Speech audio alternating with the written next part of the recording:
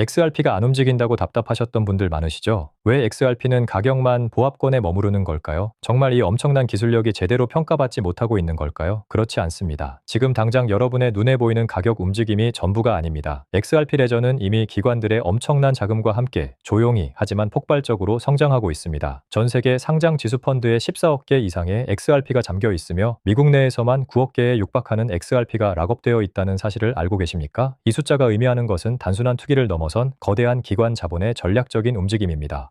자, 이 데이터가 의미하는 게 뭘까요? 글로벌 상장 지수 펀드에 XRP 14억 개 이상이 락업되어 있다는 것은 기관 투자자들이 XRP를 단순한 단기 트레이딩 자산으로 보지 않는다는 명확한 증거입니다. 이들은 XRP 레저를 미래 금융 인프라의 핵심으로 보고 장기적인 관점에서 포트폴리오에 편입시키고 있는 거죠. 미국 내 9억 개 락업은 그 중에서도 특히 미국 기관들의 높은 관심을 보여줍니다. 더 나아가 CME 그룹에서 1년간 132만 계약의 XRP 선물 거래가 이루어졌고, 이는 628억 7천만 달러라는 엄청난 명목 거래량과 286억 6천만 XRP 상당의 거래로 이어졌습니다. 이 모든 수치들은 XRP가 이미 주류 금융시장에 깊숙이 통합되어 활발하게 거래되고 있음을 숫자로 증명하고 있습니다. 소름 돋는 부분은 이러한 기관 활동이 가격에 즉각적으로 반영되지 않을 뿐 근본적인 가치는 계속해서 쌓여가고 있다는 겁니다. 그렇다면 XRP 레저 위 실물자산의 토큰화는 어느 정도 진행되었을까요?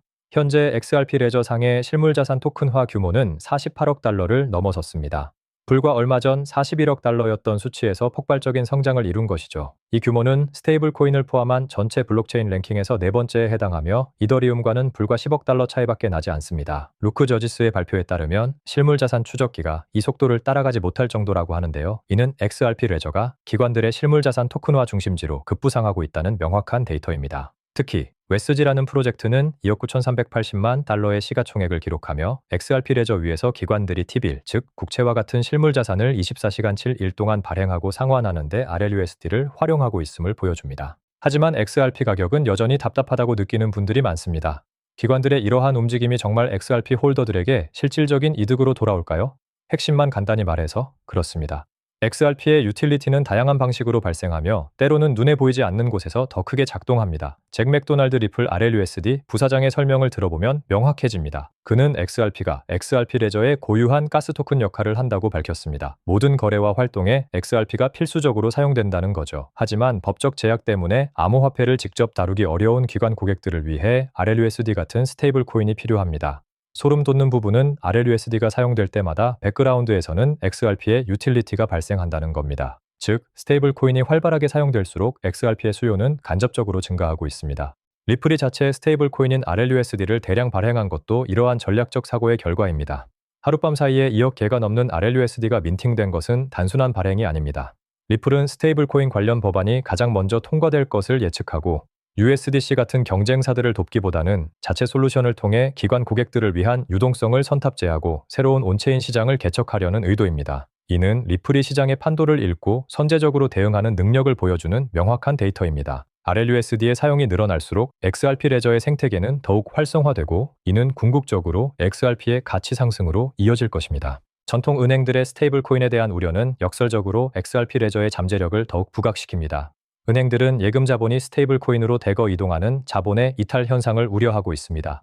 이러한 우려는 스테이블 코인 발행자가 최종 보유자에게 직접 수익을 공유하는 것을 제한하려는 규제 논의로까지 이어졌죠. 하지만 XRP 레저는 이러한 논의 속에서도 기관들이 토큰화된 T비를 발행하고 상환하는 데 안정적으로 활용되고 있습니다.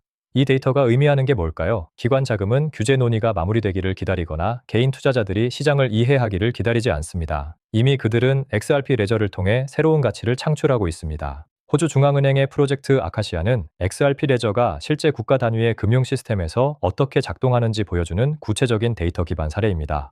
제로캡은 호주 중앙은행의 프로젝트 아카시아에 참여하여 토큰화된 국채의 2차 시장 거래를 XRP 레저의 네이티브 덱스에서 원활하게 실행할 수 있음을 입증했습니다. 이 프로젝트는 단순한 이론이 아닌 실제 환경에서 진행되었으며 토큰화된 국채의 발행, 2차 거래, 정산, 그리고 프로그래밍 가능한 디지털 현금을 사용한 실시간 결제 완료 등 전체 생애 주기가 완벽하게 검증되었습니다. 2번, 3번 돌려보셔도 좋습니다. 이 모든 과정이 XRP 레저 위에서 이루어졌다는 사실은 XRP의 기술적 우수성과 실용성을 강력하게 보여주는 데이터입니다. 프로젝트 아카시아의 핵심 발견 사항들은 향후 10년간 글로벌 자본시장의 구조적 변화가 실물자산 토큰화와 전통 금융의 디지털 자산 인프라 융합을 통해 이루어질 것이라는 제로캡의 확신을 뒷받침합니다. 이 프로젝트는 여러 구체적인 이점을 데이터로 증명했습니다. 첫째, 정산 효율성입니다. T+0에서 거의 즉각적인 아토믹 정산으로 전환하여 결제 시간을 획기적으로 단축할 수 있습니다. 둘째, 유동성입니다. 24시간 7일 동안 2차 시장 접근성을 제공하여 자산 이동성을 증대시킵니다. 셋째, 프로그래밍 가능성입니다. 쿠폰 지급, 규제 준수 로직을 자산에 내장하여 자동화된 금융 프로세스를 가능하게 합니다. 넷째, 투명성입니다. 온체인 감사를 통해 규제기관과 시장 참여자들에게 완벽한 감사 가능성을 제공합니다. 마지막으로 시장 접근성입니다. 최소 참여 기준을 낮추고 투자자 범위를 확대하는 효과를 가져옵니다. 이러한 데이터들은 XRP 홀더들이 믿어왔던 핵심 논리가 현실화되고 있음을 강력하게 시사합니다. 베네크 보고서가 지적했듯이 다음 가치 창출의 물결은 기존의 레거시 금융 시스템에서 토큰화된 비즈니스 중심 네트워크로 이동하고 있으며 XRP 레저는 결제 정산 및 규제 준수 측면에서 가장 돋보이는 체인 중 하나입니다. 리플의 은행 인가 추진 또한 이러한 맥락에서 XRP의 역할을 더욱 공고히 합니다. 이는 XRP가 단순한 투기성 자산이 아닌 규제된 환경에서 안전하고 투자 가능한 핵심 금융 인프라 자산으로 기관들에게 인식되고 있다는 강력한 신호입니다. 이 모든 데이터가 가리키는 방향은 명확합니다. XRP는 미래 금융의 필수적인 한 축으로 성장하고 있습니다.